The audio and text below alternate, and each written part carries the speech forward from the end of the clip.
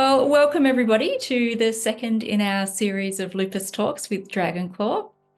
I'm Michelle Clewish. I'm one of the lupus patient ambassadors with Dragonclaw, and I'd like to start by acknowledging the traditional owners of the lands on which we're all meeting tonight, which for me is the Ngunnawal and Ngambri people here in Canberra and Queanbeyan. I'd like to pay my respects to their elders past, present and emerging. So the purpose of this lupus series is to help raise awareness and understanding of lupus, how it manifests and affects different parts of the body, and different approaches to treatment and self-care. There are a number of different kinds of lupus, and tonight we'll be focusing on systemic lupus erythematosus, otherwise known as SLE.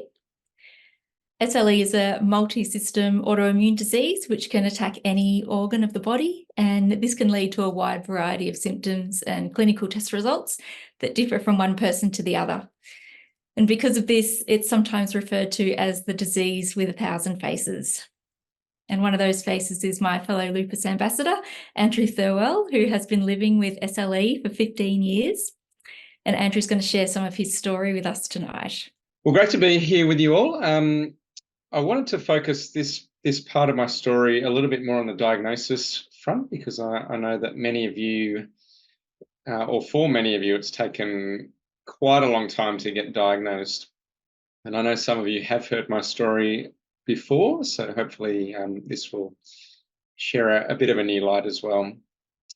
So as Michelle mentioned, my journey started about 15 years ago, or probably a bit longer than that. That's when I was first diagnosed, so probably closer to 17 years ago. And with many of us who have autoimmune conditions, a lot, in my experience, you can really point back to some sort of stressful moment that's happened in your life, or maybe an illness. So for me, that was a relationship breakdown, so quite a big life event, and I was quite, impacted by that. We'd lived together for 4 or 5 years at the time, so it was quite an impactful breakup for me. So some of the symptoms that I started to experience before the diagnosis were fatigue. I was quite an avid scuba diver. I still am a dive master. So I used to, in my spare time, teach scuba diving. And I started to struggle with getting some little red patches on the tips of my fingers, and struggled with circulation, which I'd never really had before. So I was always quite comfortable in the cold water. I'd be surfing and swimming all year round. So it started to have these strange finger type symptoms, a little bit of numbness as well. I then gradually developed some muscle pain or myalgia, particularly after if I was playing touch footy or soccer, that sort of thing, running around. And the next day I'd get really sore muscles, and it wasn't that sort of muscle pain that you get after going for a big workout at the gym. This wasn't particularly strenuous, but I'd come down really sore the next day.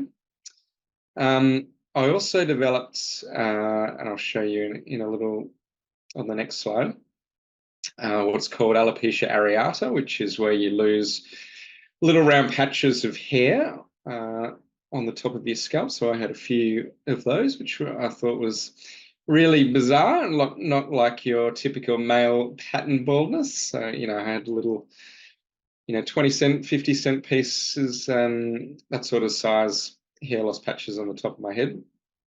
I then started to get joint pain, and then significantly more fatigue. So when you're, sleeping for up to 15 hours a day, you're still tired. Something's going on. So some of you may recall this TV series, which I quite enjoyed, House, but often he would say, depending on what he was trying to diagnose, often the answer would be, it might be also lupus. As Michelle said, it's that condition with 1,000 different faces, and every patient, their symptoms can be quite different to the next. And a lot of that leads to the diagnosis taking quite a long time for many of us. So the first step in my diagnosis journey was visiting the GP. I've had a GP, luckily, for most of my life, so he knew my history very well.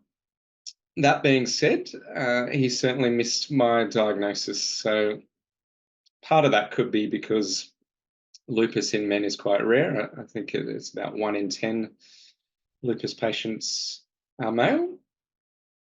But the first step he took was to do some blood tests. So I actually rang him up earlier this week and asked him whether he had some of my old lab records, which I hadn't kept hold of. So luckily he did send through a few of these, which I'm happy to share with you for this talk. So his initial diagnosis was you must have a long-acting viral infection due to some of the blood results that you can see down the bottom with the white cell count, red cell count. He thought that was linked to a long-acting viral infection.